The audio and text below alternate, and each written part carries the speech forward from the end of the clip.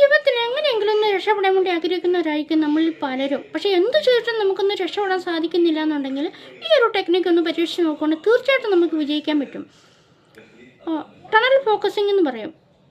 അതായത് നമ്മളൊരു തുരങ്കത്തിൽ കൂടി യാത്ര ചെയ്യുകയാണെന്ന് വിചാരിക്കുക. അങ്ങ് ദൂരെ നമുക്ക് കിലോമീറ്ററുകൾക്കപ്പുറം ദൂരെ നീണ്ടു കിടക്കുന്ന ഒരു ടണലാണെങ്കിൽ അങ്ങ് കിലോമീറ്ററുകൾക്കപ്പുറം ദൂരെ നമുക്കൊരു വെളിച്ചം കാണാം. നമ്മുടെ മനസ്സും ശരീരവും ആ വെളിച്ചത്തിലേക്ക് മാത്രമായിരിക്കും.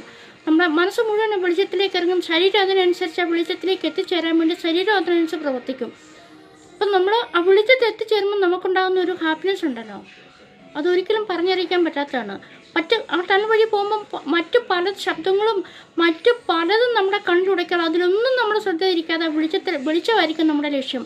അതുപോലെ നമ്മുടെ ജീവിതത്തിൽ നമ്മൾ നേടാൻ ആഗ്രഹിക്കുന്ന കാര്യങ്ങളിലേക്ക് മാത്രം ശ്രദ്ധ തിരിച്ചുകൊണ്ട് നമ്മൾ യാത്ര തുടരുക.